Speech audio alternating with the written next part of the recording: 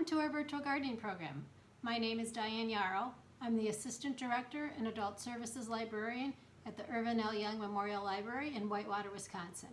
Today we're going to be talking about how to grow seeds indoors to get ready to plant them outside when the weather is warm and sunny. Last time on our virtual gardening program we talked about the supplies you needed to get ready to grow the seeds. If you missed that program, it's still available on our Facebook page and also on our YouTube page at the Irvin L. Young Memorial Library. So let's get started growing some seeds. First I'll go over the supplies you need. I have them all here, so I'll show you. Of course you need containers, so you need some containers. I've got quite a few different containers you can use. You can buy containers at the store or you can use what you have at home. Today I've got a couple different. These are some containers I purchased at the store. The nice thing about these is you can plant your seedlings in here. When it's ready to transplant this outside, you don't have to take them out of the container. You can just put the container right in the ground and it's ready to go. Very easy and convenient. It's already got the drainage hole. That's one thing you want to make sure all your containers do have a drainage hole. You can use containers you have at home. This is one that I found. I think some glasses had come in it. So all I need to do is put a hole in the bottom of each one, fill it with dirt and seeds, and I'm ready to go. You can use plastic trays. When you're going to grow your seeds, it's best to have individual compartments to grow your seeds. That's so that the seedling roots don't grow together, because then it's too hard to get them apart when you need to transplant them to put them outside. So let's say I'm using my little trays at home and I don't have individual compartments. Not a problem. You can take a toilet paper roll or paper towel, cut it down, and you can create your own little individual cells. Now we're ready just to put some dirt in there, put our seed, and we're ready to go. Here's another nice container that mushrooms came in. That's a good one to use. Again, just cut down your little individual toilet paper rolls, put that in there, you're ready to go. You don't have to get fancy, you don't need to spend a lot of money, and it's really rewarding to grow your own seeds at home. So those are some of the containers you can use.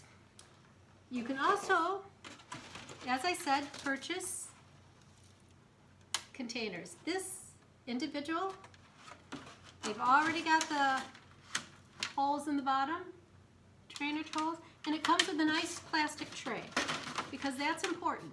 You want to be sure you have a tray underneath your containers so that the water has somewhere to go when you're watering them. It's very important that when you're growing your new seeds, you want to keep them moist so that the germination takes place well. If you have some egg cartons at home, don't hesitate to use those either. Those are really nice. Nice little individual containers. Pop a hole in the bottom. You leave a little flap up, you can write the name of your plants on there. So if I had beans in here, I could write beans so I could remember. So we have our containers. Of course we need some seeds. We need our seeds. And if you're wondering where to get seeds from, you can get it from a seed place, such as Seed Savers or Young Seed Plants. You can get it at a hardware store or somewhere like Walmart or Target. You can use seeds from our library. We've got a seed library. That's a good place to get seeds. And wherever you buy the seeds, it doesn't matter.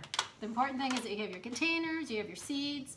You need some soil, you need water, you need heat, you need light, and you need some markers so that you know what you grew.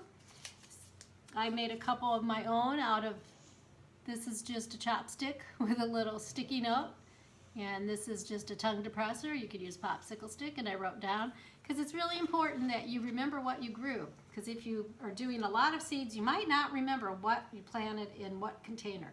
I know I wouldn't. So it's good to have the little flags so that you remember what you grew. Okay, so we have everything we need. Very important, when you're growing your seeds, they need about 12 to 14 hours of light a day. If you can get a grow light or have some fluorescent light where they're under that for 12 to 4 hours a day, that's great. Heat source. They really like to have a constant heat source on the bottom. That really helps with the germination process. If you don't have a heat mat, you can purchase them. They're between $20 and $30. You can get them online. You can get them again at a hardware store or at a gardening center. Another good place is to put it on top of your refrigerator. The refrigerator is always warm, so it will get that constant heat, which is really good for the plants. Okay, so you want a special mix for your seeds. You don't want to use any old kind of soil. They prefer a mix of 50% peat moss and 50% vermiculite. That is what is best for the seeds for them to germinate. I have this right here, and this happens to be an organic, a natural seed starting mix. That is what my local store had in stock. And this is what we're going to be using today. A good rule of thumb when you're planting the seeds, of course, follow the directions on the back. These are sugar peas, snap peas. I'm going to demonstrate with these just because they're large so you can see better what I'm doing. And I want to look on the back of it, and it tells me planting depth, 2 inches. So I will want to plant this down 2 inches. If you aren't sure, or say you got some seeds and there weren't directions, maybe your friend just gave you some seeds in a little baggie and it just said, you know, green beans, and you're like, well, I don't know how deep to plant them. A good rule of thumb is to take a look at the seed, and you want to grow it, plant it into the soil 4 times deep of what the width of the seed is. Another good way to think of that is you plant the seed and you could plant 3 more above it in that container. So that's a really good way to think about it if you aren't sure how deep to plant your seeds. Okay, let's get started with planting our seeds. So I've got my gardening gloves. I'm going to put those on just so I don't get dirt all over my hands. Got my gardening gloves and I've got my dirt. So I'm one of these people who just loves to use their hands, so I'm just going to start filling the containers with dirt. So I'm going to fill these with dirt. I'm going to just fill the front row. I'm going to set this down, and you can just watch me fill it. It's very dusty. Might want to wear a mask when you're doing this. You could also get the soil a little moistened ahead of time. We're going to fill these and fill them all the way to the top. I'll do a couple here, and then I'll show you the next step. So I filled these. I've got 3 containers filled. The next step is to water them. So we're going to pour water because we want them to be moist. So I'm going to water them.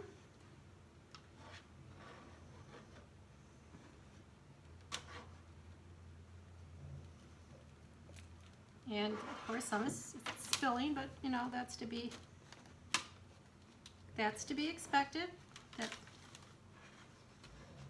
the soil is going to settle. So that's settling down. The dirt is really dry, so it's taking its time absorbing the water. And we just want to get this nice and moist so then we can plant our seeds. We can sow our seeds.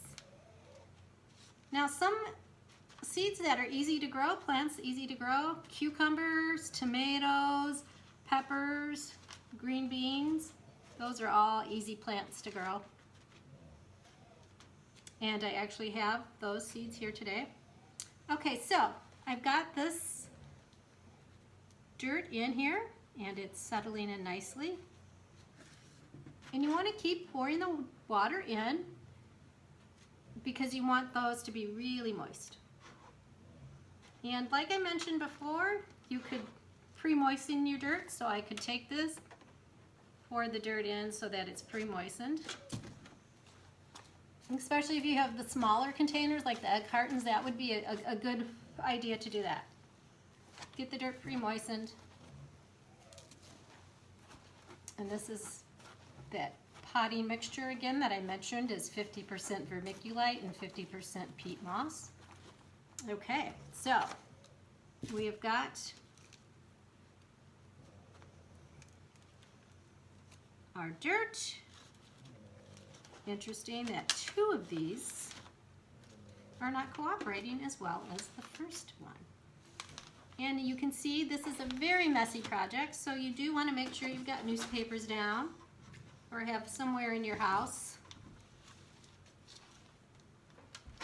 And I want to mention to you, this has nothing to do with sowing seeds. If you hear some funny noises, my bulldog, Angus, is under the table. He's right underneath me. And he's sleeping, and I hear him waking up. So he's making some funny noises. So if you hear funny noises, it's my dog under the table, and he just shook and the table shook too. He's a pretty big boy. He's about 60, 65 pounds, so he's a pretty big boy. All right, now that dirt will settle. And what it will happen is you may need to add more dirt to it after we put the plants in, or the seeds in. You will probably need to add a little more dirt, and then of course you'll need to add a little more water. All right, so this glove is really messy.